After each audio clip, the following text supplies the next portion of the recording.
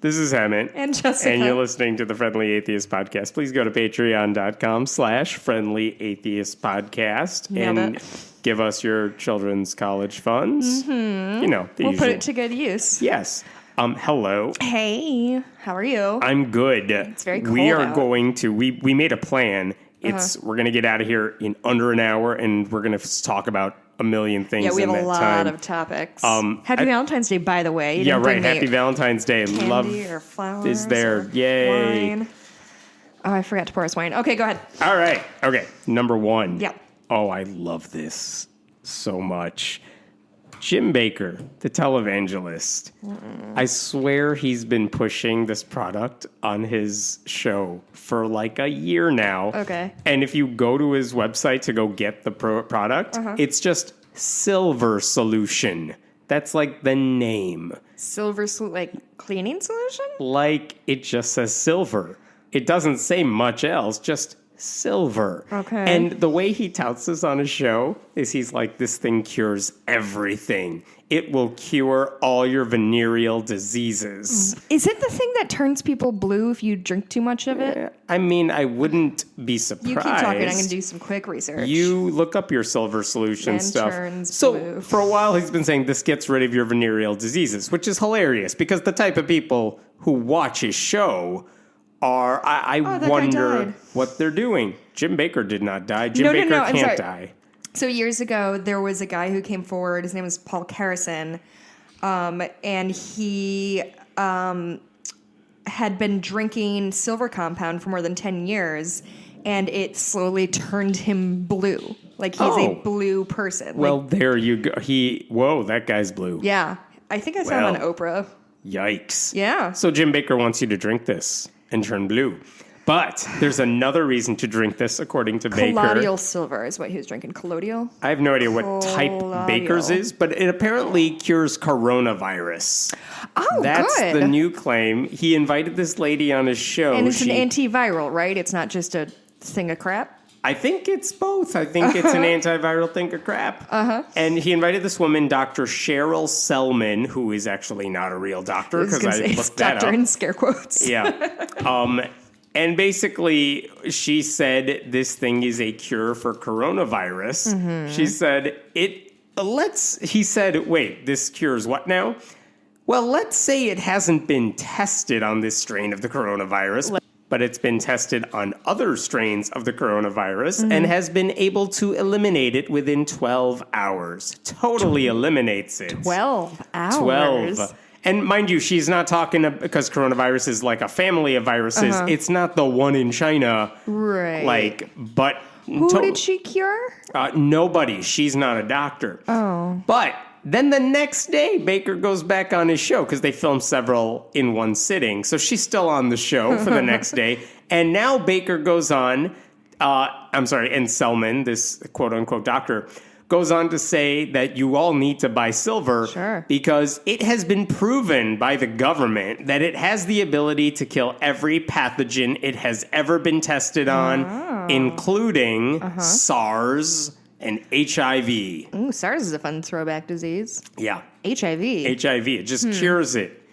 Mind you, it hasn't been tested on anything, but it does. Sure. Based on what are they? That and prayer and a nickel or something. And by the way, if you go to the product on Jim Bakker's website, there's a little link that says California residents read this warning because like the state mandates you have this warning. And it says, and I'm quoting here, this product contains chemicals known to the state of California to cause cancer and birth defects or other reproductive harms. Oopsie doopsie. Yeah. So anyway, I'm shocked that he's able to just get away with this. I don't know how. Laws don't apply to old white Christian men. Yeah. I think that's how.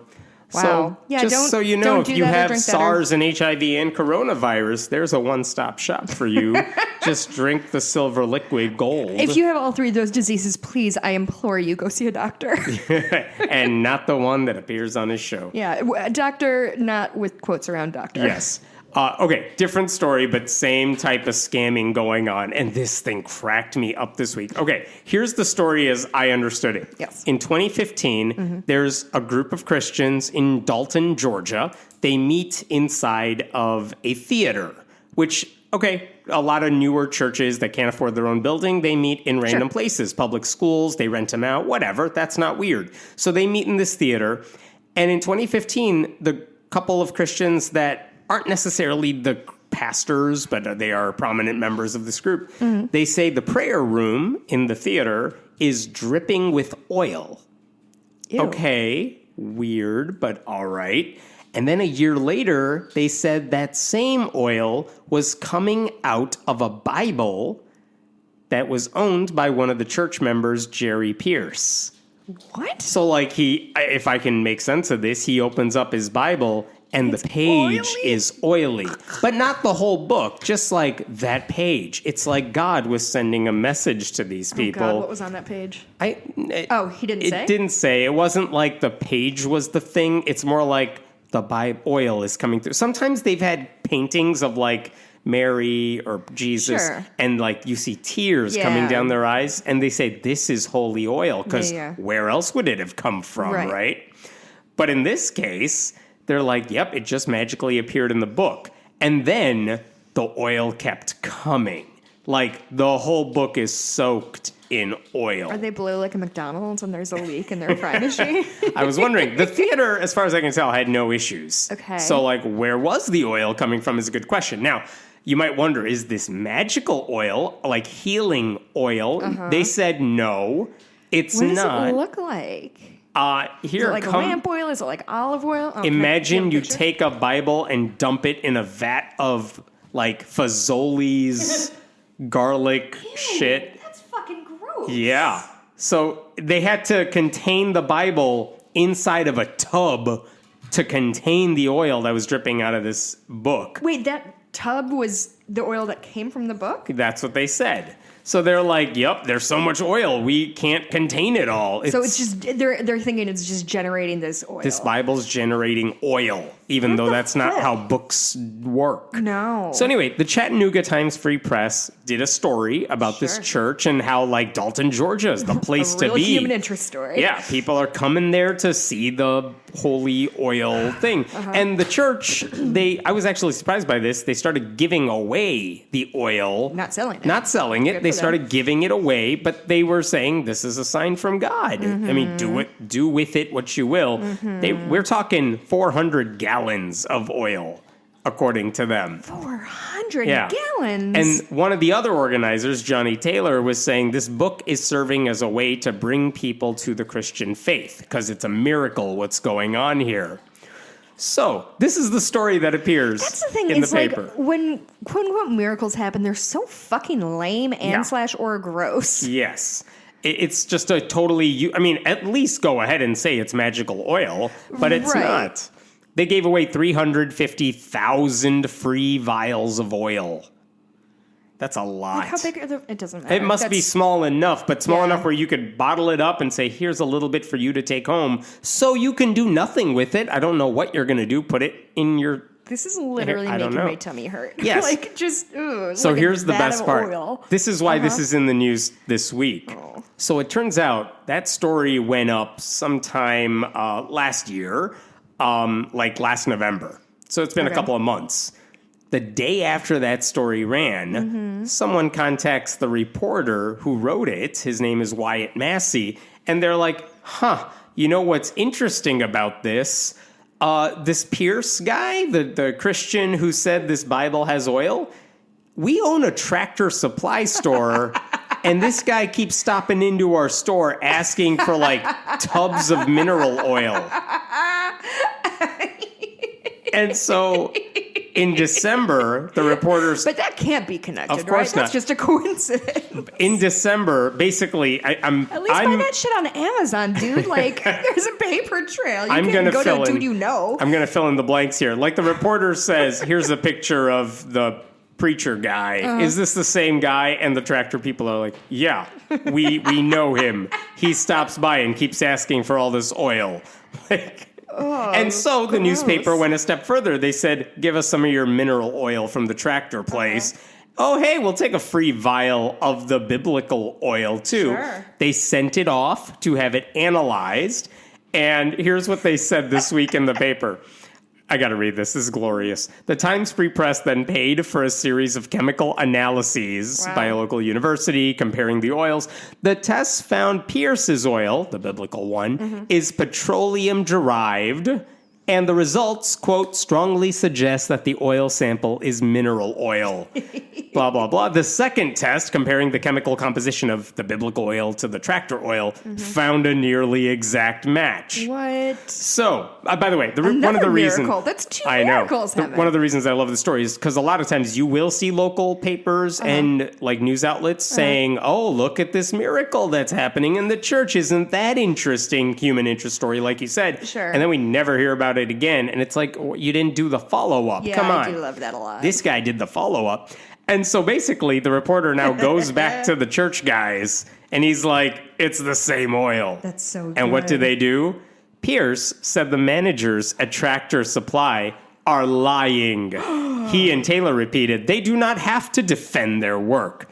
Everything we do is in the light, Taylor said. I don't know how we could defend it other than it just comes up out of the Bible. Is it a special Bible? It's just some dude's Bible. Some dude's Bible. But now, if you go to their website where they were hawking this oil and saying, come to our church, where, again, even if they're not selling the oil, they are getting people in the doors, and you can give money to them that way. Sure.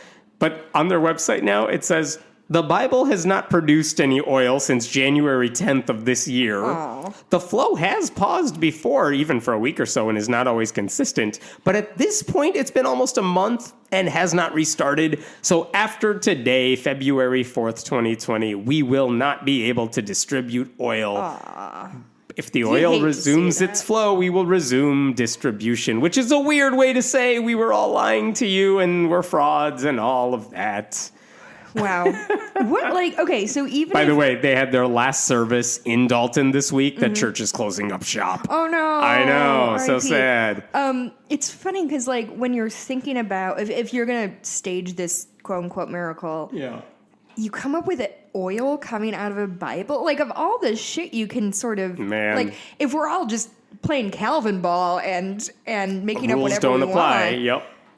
And you come up with oil in a Bible? That's icky. And that much. Like, so much oil. Yeah. That's gross. I hate that. So, my favorite story of the week, I swear. That's pretty good. All right, with that, well, let's go to something much more serious. A couple of weeks ago, there was this Catholic priest in Rhode Island, a Reverend Richard Bucci of Sacred Heart Church, and he basically handed out a flyer with a list of every politician in the state who backed an abortion rights law the previous year. And he basically said none of these people are allowed to get communion in the church, which is something some Catholic leaders do. They say, oh, Joe Biden says he's a Catholic, so he might come in here, but he supports abortion rights, therefore he's not allowed to get communion, as if that makes anyone feel bad. But also, in addition to communion, it said that anybody who is on that list would be banned from acting as witnesses to marriage, serving as godparents, and performing readings at wedding and funeral. Not like officiating. We're shunning you as far as the Catholic Church will allow us to shun you. And then it got worse because someone pointed out, hey, your church has been in the middle of sexual abuse allegations. Like, not you personally, but your church has housed people who have been accused of sexual abuse. And who the hell are you to tell everyone else, like, you're sinners? You can't be, like, we got to punish you for this. So what did he say to dismiss what everyone else was doing? Can I read this? Please. Pedophilia doesn't kill anyone, and this, meaning abortion, does. That's it.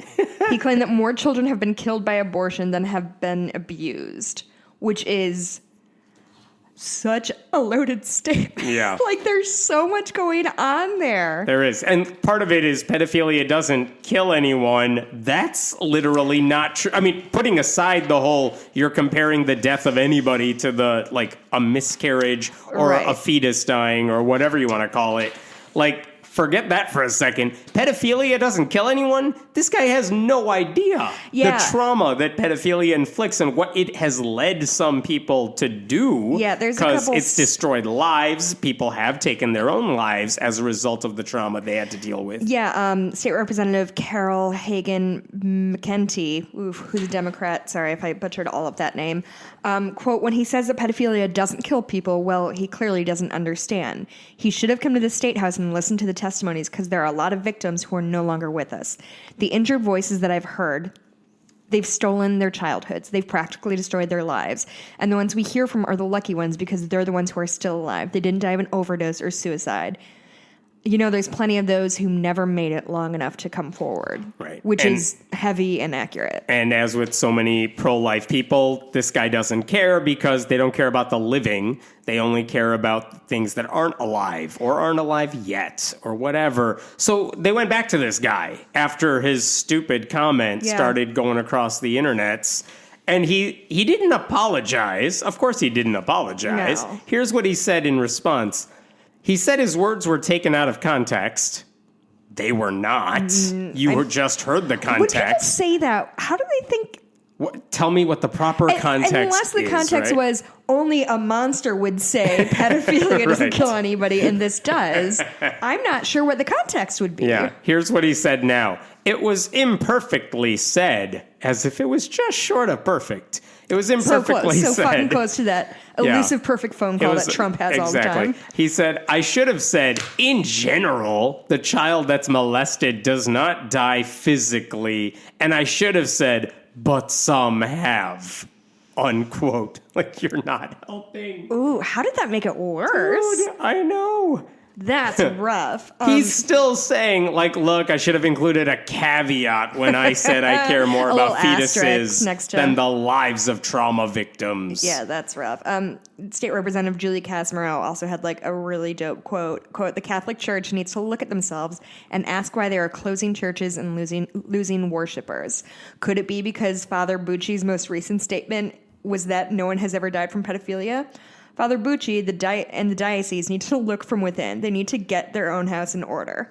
And then she called for the Pope to visit Rhode Island, which is all right. That didn't have to go there, but all right. I don't know what the Pope is going to do about it. Yeah, Pope's going to be like, yep, agreed. Yeah, that's... But also, here's what I'm curious about. Like, all right, Catholic priest saying something stupid is not news. That happens all the time. Right. Here's the question, though. Like, half of Catholics, I don't have the number in front of me, but it's not far from it. Half of Catholics support abortion rights, to some extent, at least. They don't agree with the Catholic Church's doctrine on this. Right. Those are the people who attend his church, the people that go to any Catholic church in Rhode Island. They could do something about this by just voicing their dissent and walking the hell out and not giving their money to the church and never going back.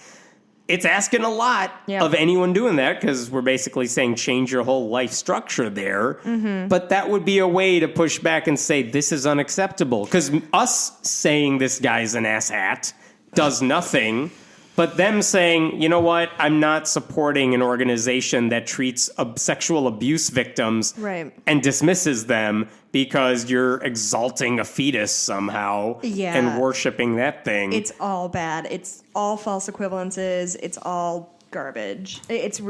I mean, there's a reason that was on, like, every other post on Facebook and Twitter this week. Like, it was loud and bad. Priest says pedophilia never killed anybody. Well, and that's the thing about, like, we talk about this all the time, saying the quiet part out loud. That's the kind of thing that, like, they've said shit like that a lot, but never in those, quite those stark of terms. I have some stories. Go. Yeah, this was a really bananas week. So I've got a couple radio stories that are just straight up recordings of people who are saying garbage shit.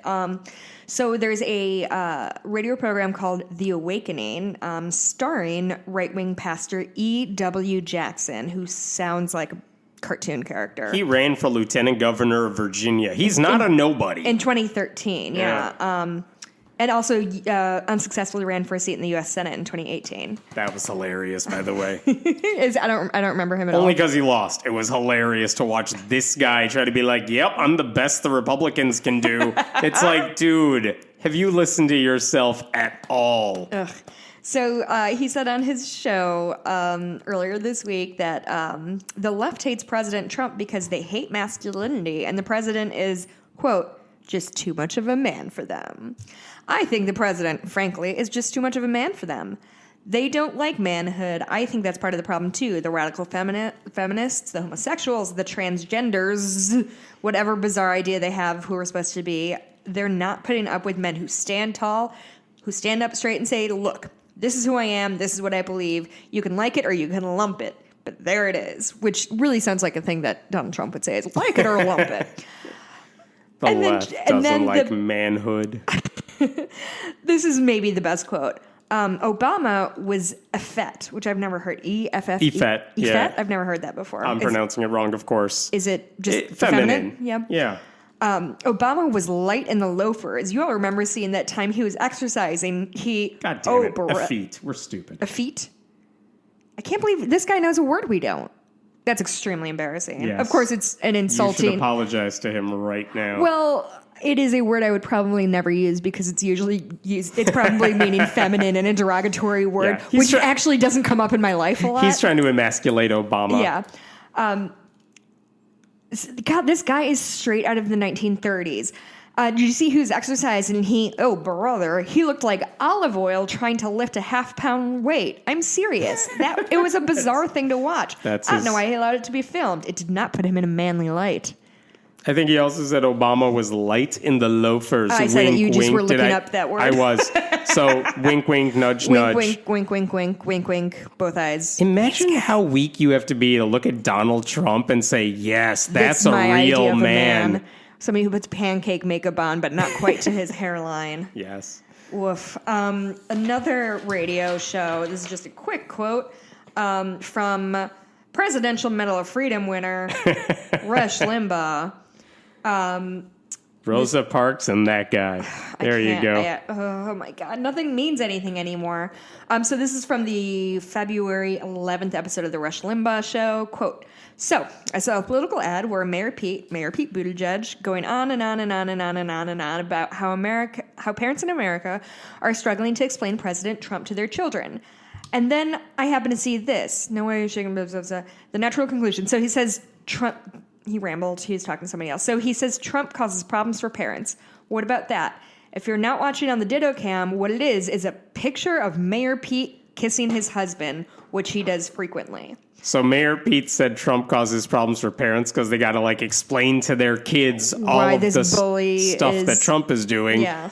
And Rush Limbaugh is like, well, Mayor Pete kisses his husband. Yeah. So there. So point and check and match. And which, again, his entire argument is I'm not here to defend Donald Trump, even though he does, but he's just but gay. So therefore... Well, and so in his mind, being a bigot, being a racist, being a misogynist, being a bully, being an asshole, being a sociopath, being presidential a liar, and manly. Being presidential and manly equals being gay. Yeah. Those two things are equally bad. Well, being gay to him is way worse. Yeah. I think Jake Tapper of CNN is I'm sorry, Rush Limbaugh is on which wife now? Yeah.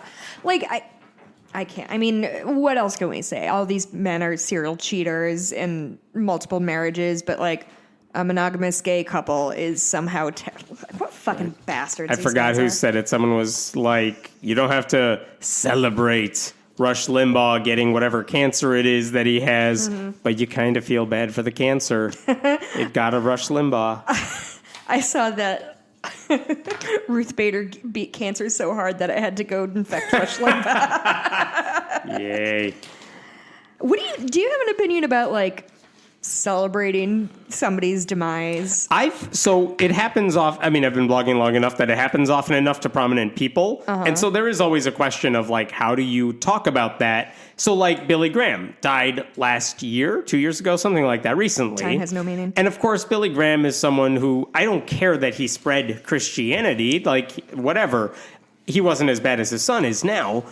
But also he was an anti-Semite, or at least he laughed along with Nixon when Nixon was anti-Semitic. He also had a lot of horrible conservative views as well.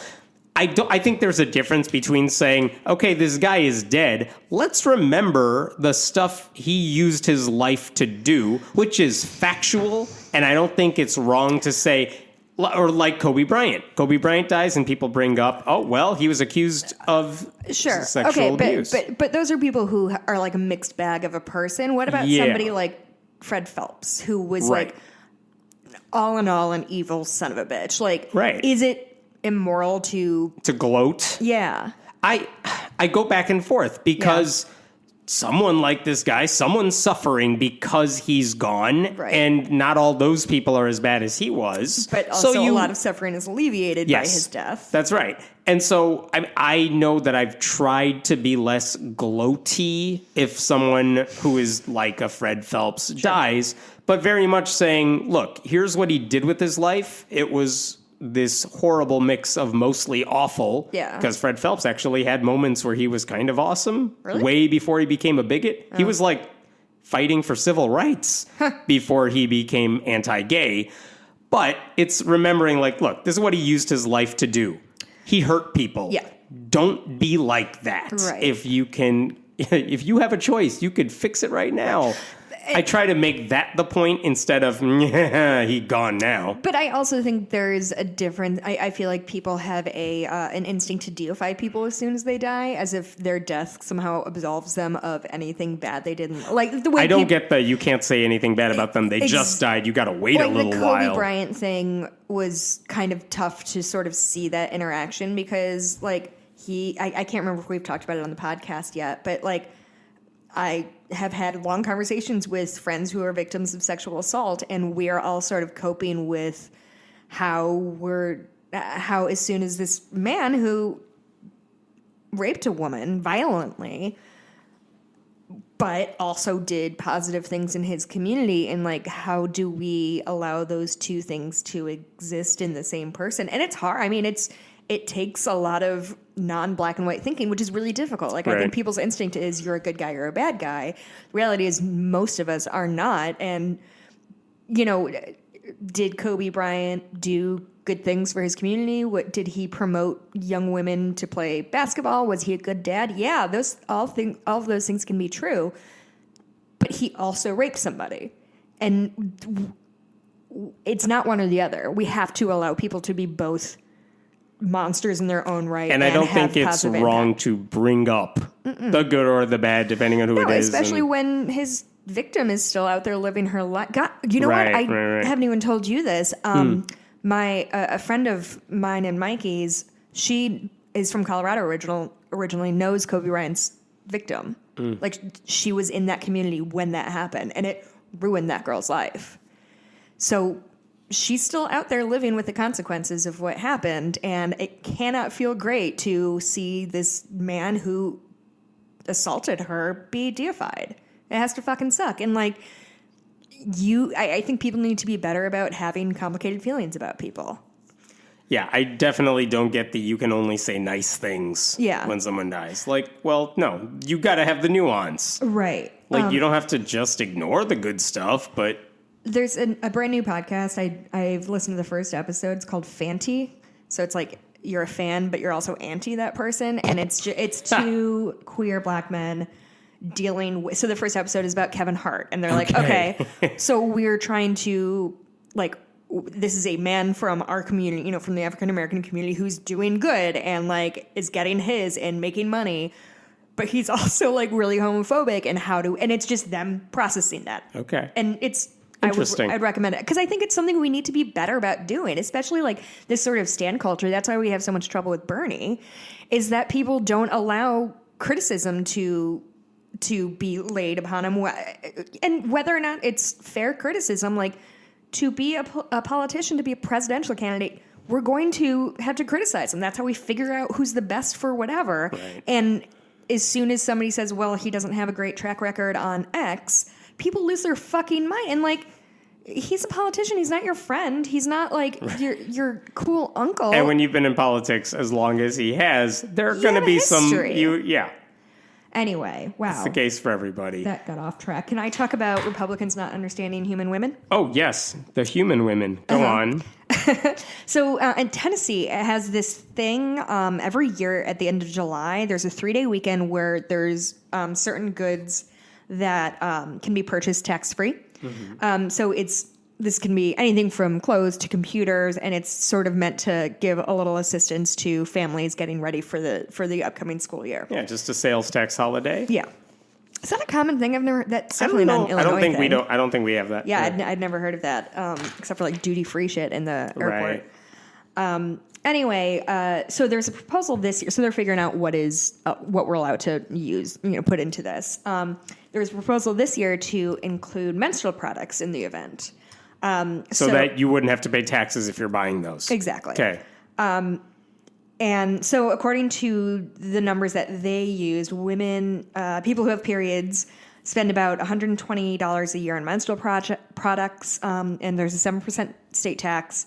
So it would cost the state, according to this, $132,000 annually, which I guess is assuming all women buy all of their tampons in one weekend. Right? Because that has to be how that works, because, I don't know, which I think is an absurd thing to do. Like, most women probably don't have the money to spend $120, even if it means you get cheaper tampons. That's one of the ways it's very expensive to be poor, is that you can't take advantage of deals like that and like save money in the long term, but you have to have 100 anyway.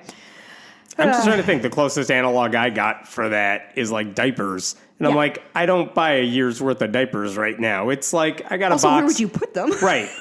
It's like, I got a box. I got a backup box for in case. And then I'm good for now. Yeah. I'll wait till it clears out. Yeah. This is the first time in my life that I've lived in my home that has more than one bathrooms. And it's been a huge adjustment. I'm needing to like hide tampons everywhere. It's a real change, man. Anyway, So they're talking about whether or not this is worth doing. And bear in mind that there is no, computers have this deal, like clothes have this deal. It's not only like, rice and things that like people would need to survive. You know what I mean? So somebody said, this is Joey Hensley, who's a Republican. He said, I think since it's a sales tax holiday, there's really no limit on the number of items anyone can purchase. I don't know how you would limit the number of items somebody could purchase, specifically about tampons. So he's worried that all these women are going to hoard tampons for the entire year. Smaug on our pile of tampons. This is the most bananas thing I've ever heard. Why are, as a man, as a person who doesn't get a period, do you care if women don't pay taxes on... Or, excuse me, if people who get their periods don't pay taxes on, do you feel like you're missing out? I've never once thought about I've not wasted any time complaining about any of this. Yeah, it's a really banana, the sort of pearl clutching over, women are going to take advantage of this thing that we're giving to everybody. What does he think they'll do with all these tampons? A Smaug-esque pile of tampon boxes that they perch atop and breathe fire at hobbits. Yeah. I assume is his fear. Oh no, toilet paper has no taxes. You know what people are going to do then? Yeah. No, tell us. What do you... ask the follow-up question, reporters. Yeah, it's absolutely bananas.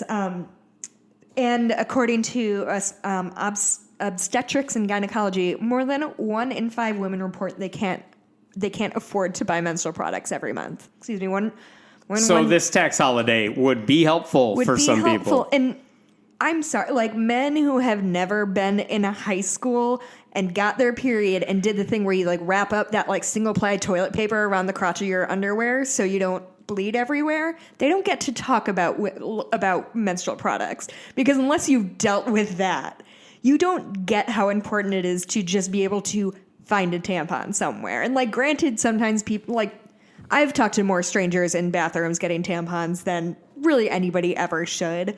But like when you're in high school, that shit's delicate and uncomfortable because teenagers are weird and scared of everything. So like these guys need to fuck all the way off. Tampons, pads should be provided in bathrooms, men's and women's bathrooms.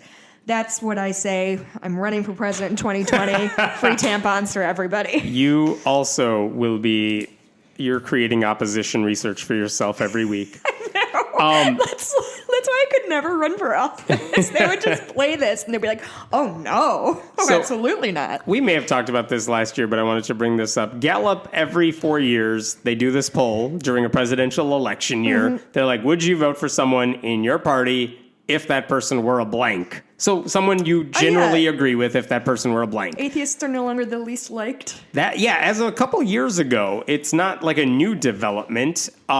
In 2012, more than half of the people said, if my candidate were an atheist, it wouldn't bother me. I might still vote for them. In 2015, we were not last on the list because socialists had made the bunch. So thanks, Bernie Sanders, for running. So it's 2 dings against me. So last year, this was interesting, too. They said, like, they asked the question last year because it was it was after the midterm election year. But they found that there was a tiny jump for atheists. Now 60% of Americans said they would consider voting for an atheist. Not like a segment of America, like Americans in general, 60%. You know what, though? I feel like it's like many people would say they would vote for a woman, but not this one. Like, it's easier to say I would vote for a hypothetical atheist woman. Exactly. They're not giving us a name of a candidate, but they did it again this year. This is the actual Gallup survey that happens every election year where they say, what would you do? And the number was the same. It was 60%. It wasn't last on the list because socialist is at 45. But again, which isn't. In theory, if Bernie Sanders were the nominee, you would... and among Democrats anyway, you would find very few people have a problem with a socialist in name. And if there were a candidate who was openly atheist, but I wanted to vote for you, you would see that go out the window too. I mean, just to give you like something to reference, 96% of people, Americans, all of them, say, yeah, if my candidate were black, it would not bother me. I would still vote for that person. 95% if it's Catholic. Hispanic is in the 90s, Jewish, woman, all of that's in the 90s. So they would not generous. be bothered by it. And as you get lower, it's 80% would vote for an evangelical Christian, all other things considered. 78% gay or lesbian, 70% under 40, 69% over 70, roughly the same. Nice. Muslim is at 66%. So interesting. There's not much of an uptick since a couple of years ago, but it's 60%. That's better than usual. Among Democrats, I should say it's much, much higher. I'm looking for the exact among Democrats, an atheist candidate would have 69% support, which is actually higher than people over 70. Among Democrats. So among Republicans... Don't underestimate Democrats' hatred for old men. Yes. Among Republicans, atheists get 41% approval. Interesting. Okay. Just wanted to point that out there. But I would say this is actually surprising news that it's become a lot less stigmatized than it used to be. Because there was a time when the saying was you could not get elected dog catcher if you were an atheist.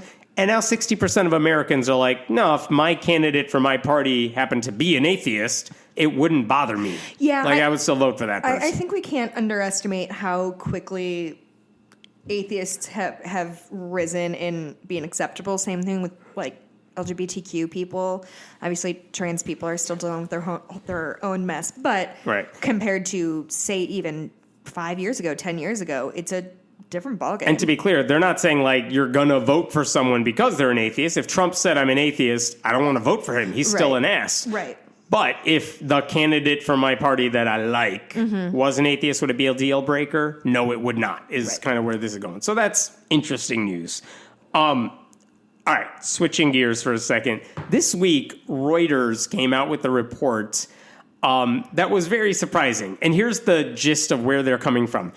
The Department of Justice has money that it gives out to different organizations that do work that support the work the Department of Justice does. Okay. So they have given money to the Catholic Charities of the Diocese of Palm Beach because they're actually really good at stopping human trafficking. Oh. Now, that is not proselytizing. That's just, we're giving money to a Catholic group, which might be an issue. Sure. But they're doing it for a secular cause, and it's one of those things where I wish they wouldn't give it to any religious group, but as long as it's doing it for a secular cause Sure. and there's no proselytizing involved, Right.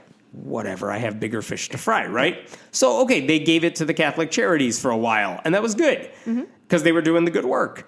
And all of a sudden, Catholic Charities was taken off the list last year. And so was another group that used to get money to stop human trafficking. And you're like, why would they stop groups that are helping stop human trafficking? Like, we all support that goal, don't we? Right. Well, it's because they started giving it to other groups instead. And this is what the report found this week. That we're doing the same mission? That supposedly are working to stop human trafficking. Okay. And they gave one group that they gave money to, and we're talking hundreds of thousands of dollars, was run by a donor to Donald Trump. Interesting, not necessarily a conspiracy, but interesting. The other one is for a group called Hookers for Jesus, which is run by a former escort who now helps women who are former sex workers try to escape that, I guess. Via Jesus? Via Jesus is the key because their website makes it clear that they want you to accept Christ. And that's actually, they have safe houses for women trying to escape what they say are abusive situations. But part of staying in that house is you have to participate in religious activities. The safe house's materials manuals, I should say, had rules that had a ban on reading, quote, secular magazines with articles, pictures, etc., that portray worldly views or advice on living and sex and clothing and makeup tips. Like, no Cosmo. You can't read Cosmo because, you know. So Boing. This is a very evangelical organization. And again, if they're stopping human trafficking for women who want to leave the business, I have no problem with the work they're doing. I mean, I think if it's they want important to leave it. distinguish people who are being human trafficked versus Right. sex workers who are doing it. That's what I mean. Okay. Like, if they want to do it on their own, that's a different story. If you Yeah. want to escape and you want to leave and you're being abused, okay, good for this group for doing the work that they're doing. But the government gave over $500,000 to this organization. And this is important. A group that does not have a track record like the Catholic Charities did of doing the work that they say they're doing. Like, their own independent reviewers, the Department of Justice's own independent reviewers said this group does not have experience handling victims who are underage or male or foreign.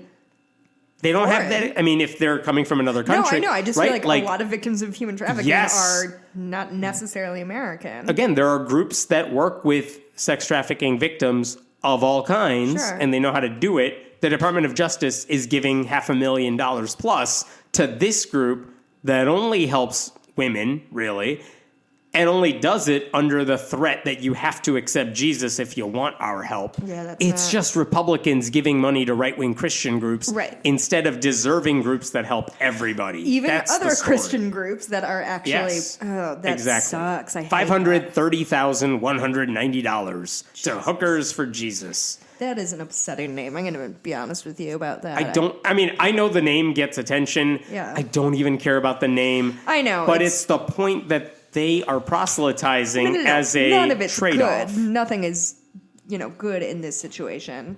I have some good news. What? Why are you mad about my good news? So the Air Force recently updated its dress code policy to be more inclusive to people of non-Christian religions. Look at that. Which is pretty exciting. So it outlined a clear approval process for Sikhs and Muslims who want to serve but still want to wear articles of their faith. So under the new guidelines, Sikhs and Muslims can seek religious accommodations to wear turbans, beards, unshorn hair, and hijabs. And they should expect to be approved as long as their appearance is, quote, neat and conservative. I hope nobody tries to dance around in that little liminal space. And then and this is the kind of big thing, is that once approved, that these accommodations will allow service members to like hold on to that approval throughout their career. Prior to this, it was all individual requests, and they were granted on a case-by-case basis. So, yeah, it was kind of a mess. And again, the approval process was really lengthy, so you're kind of hanging out in limbo for a while. These aren't like random things they want to do. They're saying, for me to live out my faith and serve in the military, I got to wear my turban. Right. And to be clear, it doesn't interfere with the work that they're doing. Right. And yet they had to jump through all these hoops to do it. So it's about damn time the U.S. Air Force said, let's not just give Christians whatever they want. Yeah, exactly. It's a step in the right direction. Right. So what time is it? Oh, we're doing good. We have 10 more minutes. Go. Do you have anything else? No, I'm done. Okay. This is kind of long, so I'm going to cut it down. So there's a man named Rob Ryers, I think his name is. He wrote an op-ed in the Washington Post that started, he's a Republican, he's a Christian, he's a pastor, and he doesn't like Trump. And he said right after the most recent National Prayer Breakfast situation, if you wonder why young people are leaving organized religion in droves, look no further than last week's National Prayer Breakfast. Good. Yeah. So another excerpt from this, Trump's religious supporters, most of whom preach that most conservative versions of Christianity, most of whom preach the most conservative forms of Christianity, either don't realize or don't care that they're ratifying what so many young people have come to believe about religion. That is nothing but a cover-up for conservative politics, that it is far more about identity than faith, and that it upholds traditionalism rather than a living tradition. So he said that, and he just wrote another article that came out, I think, just yesterday in the Times, because he got some fucking blowback for this. He said, in less than 2 weeks, I've gotten hundreds of messages from evangelical Christians from across the country. Much of the opposition has come from pro-life voters who support the president because of their perception of him as a champion of the pro-life case. My op-ed critiqued the president's participation in the March for Life and the sincerity of his anti-abortion stance.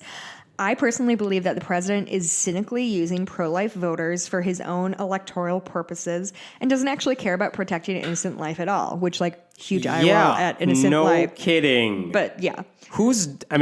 I know what he's saying, which I appreciate. Yeah. But, you have to be willfully ignorant to think Donald Trump actually gives a damn about, like, abortion rights or anti-abortion rights. I have to think people sincerely believe that he's, like, a good, right? Like, people can't be, I don't know. Republicans are very gullible people. I mean, they really do think Trump supports everything they support. Yeah. When he doesn't give a shit about anything or anyone but himself. Yeah. But he's like, oh, who do I have to, like, appeal to? Coal people? Mm-hmm. I love coal. I'll do anything for the coal. I've always been saying coal is the best. All of my buildings were built with coal. They're just literal bricks of coal. He does it with farmers. Yeah. He does it with whoever they tell him, you need these people on your side. Yeah. So that's why he's like, what? Evangelicals? Oh, yeah, Jesus, Corinthians. I love that stuff. 2 Corinthians or whatever he said. Trump supporters who have contacted me think I don't care either and have denounced me as a baby killer. I simply suggested that the Democratic nominee for president is a better alternative than Donald Trump, even if he claims to be pro-life. He says his desire is to prevent abortions. However, I've come to believe that the best means of reducing abortion rates is not through restrictions and criminalization. I'm also not convinced that reversing Roe v. Wade would reduce abortion rates. Abortion rates are now lower than they were before the Supreme Court's decision to make abortion legally national. The best means of reducing abortion is expanding health coverage so every woman can consult a doctor about her medical needs. We need like this guy is speaking my language. We need effective, comprehensive. I mean, it took him 3 years, but all right. Sexual education and greater access to other methods of birth control. And then he sent a couple samplings of some insults he's received. And, like, keep in mind, this guy's a pastor and he's a white man, so he's kind of living in a little bit of a bubble. And so even this is getting through. Daniel wrote, quote, "Get struck down by God, you pile of shit." A man from Fort Lauderdale did not leave his name, but left a voicemail which, after extolling the virtues of President Trump, told me, "Enjoy hell, bitch." Sarah Jane repeatedly called me a dumb fuck. I assume it's dumb fuck. It might be dumb fucker. It's just dumb F ******. She said I'm a demon rat, which I kind of That's a pretty solid. Democrat. I got it. Oh, Yeah. that's funny. You don't watch Fox News enough. I don't. Is that what they say? Yes. That's pretty good. That's like C+ wordplay. Stop giving them any credit. A worker of inequity and an instrument of Satan who wants to destroy America. So anybody who steps a toe out of line gets the old slander treatment. And that's all I have. How are we doing? We have 7 minutes to just bullshit, you know? We can just close up shop too. Speaking of shops. Yeah. Look at me segueing that one. We've got a shop open on friendlyatheistpodcast.com. Just click on, I think, store. Did we fix whatever's going on with mobile or not? Sure. Okay, yeah, there's something going on with mobile. It works on desktop if you are an old person like me who still uses a laptop pretty regularly. Also, last week was the first time we released transcripts of did we release them? No. I sent them to you. Jesus fucking Christ. Okay, this week will be the first time we send transcripts. Yes, we will put up at least rough transcripts, but we'll try to. Yeah, so essentially, we found a service that's relatively affordable, and what it sets out is it's a decent transcript. It's a little bit rough, especially because we kind of talk over each other. If I have the time, because it takes a few hours to go through and clean it up and assign speakers. What would help us out a lot is we'll include the transcript link on our website, so anyone who might benefit from reading a transcript instead of listening to our lovely angelic voices. If that sort of thing is something you like, please tell us, because if no one cares for it, then we'll try to do something else instead. There's no reason to keep putting up a transcript if no one's going to read it. Yeah, I mean, we can do it in a much more cost-effective way, aka free, if people aren't actually using it. But if people are using it and want to, search things or whatever, that was part of our Patreon thing, and we want to hold up to that. But we want to make sure we're actually adding value to people's experience and not just putting out more shit that nobody reads or listens to. That's it. Oh, I saw Birds of Prey last weekend. That's a movie. It is the new Harley Quinn movie.